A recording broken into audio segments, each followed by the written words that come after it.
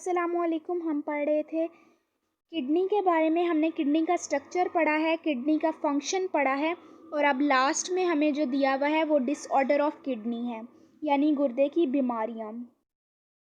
वो कह रहे हैं यहाँ पर बहुत से डिसऑर्डर्स हैं, मतलब बहुत सी बीमारियां दी गई हैं। फर्स्ट पे जो हमें दिया गया है वो है किडनी स्टोन्स, मतलब गुर्दे की पथरी, गुर्दे में पथरी।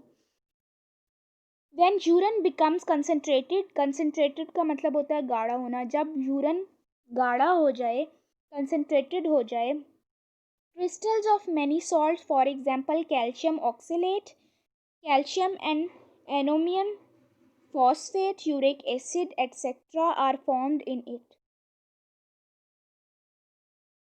जब यूरिन बहुत ज़्यादा गाढ़ा हो जाए तो इसमें बहुत से नमकियात, मसलन कैल्शियम ऑक्सीलेट, कैल्शियम और अमोनियम फॉस्फेट, यूरिक एसिड वगैरह के क्रिस्टल्स बन जाते हैं।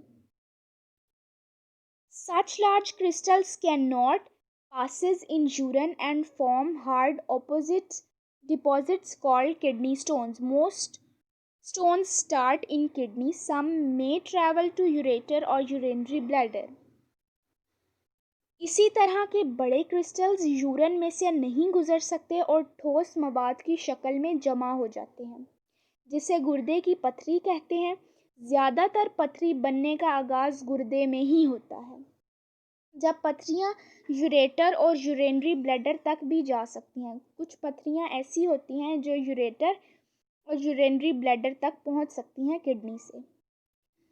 The major cause of kidney stones are as, diet में क्या, containing more green vegetables, salt, vitamin C and D, recurring urinary tract infection, less intake of water and alcohol consumption. गुर्दों की पथरी की बड़ी वजूहात उम्र है, ज़्यादा उम्र हो जाना, ग़िज़ा में क्या लेना, सब्जियाँ मतलब ग्रीन वेजिटेबल्स, नमकियात, विटामिन सी एंड डी ज़्यादा लेना, यूरिनरी नालियों में बार बार होने वाले इन्फेक्शंस, कम पानी पीना और अल्कोहल का इस्तेमाल।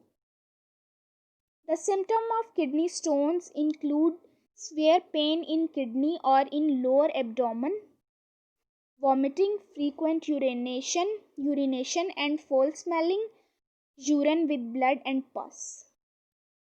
पथरी की अलामात ये हैं: गुर्दे में या पेट के निचले हिस्से में, जिसको हम एब्डोमिनल पेन बोलते हैं, शदीद दर्द होना, बार बार यूरिन आना, बदबूदार यूरिन जिसमें खून और पस मौजूद हों।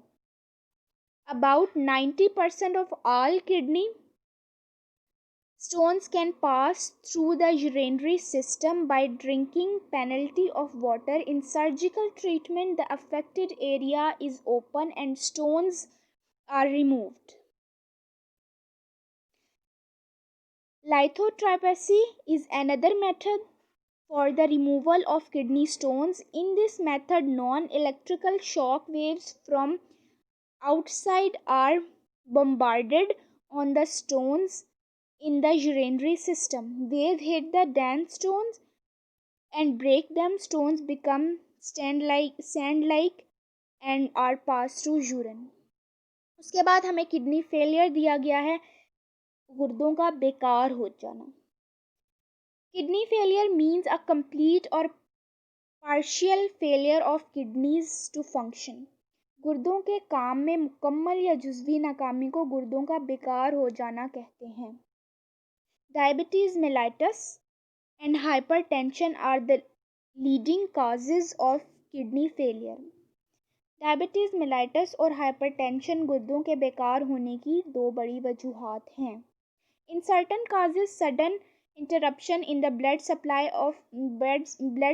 of kidney and drug overdoses may also result in kidney failure. वो कह रहे हैं बाज़ औक़ात गुर्दों को खून की फराहमी में अचानक रुकावट आ जाना या ज़्यादा अद्वियात लेने से भी गुर्दे बेकार हो जाते हैं। The main symptom of kidney failure is the high level of urea and other waste in blood, which can result in vomiting, nausea, weight loss, frequent urination and blood in urine. Excess fluid in body may also cause swelling of leg, feet and face and shortness of breath. The kidney failure is treatment with dialysis and kidney transplant. उसके बाद उन्होंने यहाँ पर कहा है कि गुर्दे बेकार हो जाने की अलामत में खून में यूरिया और दूसरे फॉसिड मादों की मिकदारों में इजाफा हो जाना, जिसके नतीजे में कै, मतली, वज़न की कमी, बार बार यूरिन आना और यूरिन में खून की मौजूदगी हो सकती है। जिस्म में फ्लूइड्स ज़्यादा हो जाने से टांगों, पाँव, चेहरे पर सूजन हो सकती है और सांस की शॉर्टनेस, ब्रीथिंग की शॉर्टनेस हो सकती है, सांस का उखड़ना। गुर्दों के बेकार हो जाने का इलाज डायलिसिस और किडनी ट्रांसप्लांट से किया जाता है। उसके बाद डायलिसिस क्या होता है? डायलिसिस से मुराद मसनूई तरीक़ों से खून की सफाई है। इसके दो तरीके होते हैं, एक होता है पेरिटोनियल डायलिसिस देख लेते हैं क्या होता है। Dialysis in this type of dialysis the dialysis fluid is pumped for a time into the peritoneal cavity, which is space around gut. This cavity is lined by peritoneum. Peritoneum contains blood vessels. When we place dialysis fluid in peritoneal cavity, waste materials from peritoneal blood vessels diffuse into the dialysis fluid, which is then drained out. This type of dialysis can be performed at home but must be done every day. Dialysis के इस तरीके में क्या होता है, एक dialysis fluid को मुकर्ररा वक्त के लिए पेरिटोनियल कैविटी में पंप कर दिया जाता है। इस कैविटी की दीवारों के साथ पेरिटोनियम लगी होती है जिसमें ब्लड वेसल्स मौजूद होते हैं।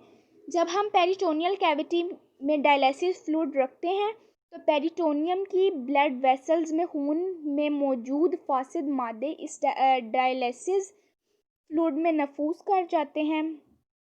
इसके बाद डायलिसिस फ्लूइड को बाहर निकाल लिया जाता है। इस तरह का डायलिसिस घर में भी किया जा सकता है, लेकिन इसे रोज़ाना करना पड़ता है।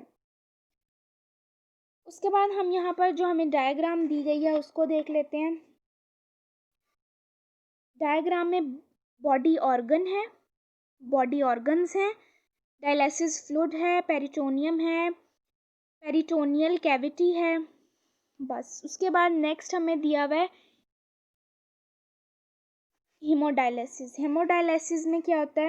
In hemodialysis patients blood is pumped through an apparatus called dialyzer.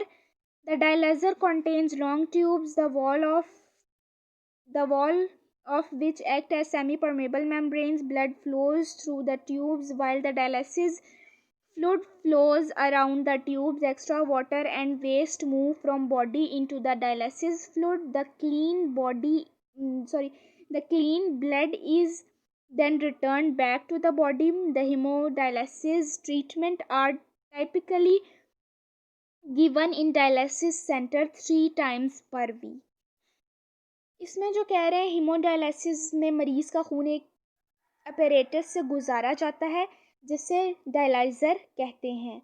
Dialyser के अंदर लंबी नालियाँ होती हैं जिनकी दीवारें सेमी परमेबल मेम्ब्रेन का काम करती हैं। खून इन नालियों के अंदर से गुजरता है जबकि डायलिसिस फ्लूइड इन नालियों के गिर्द बहता है।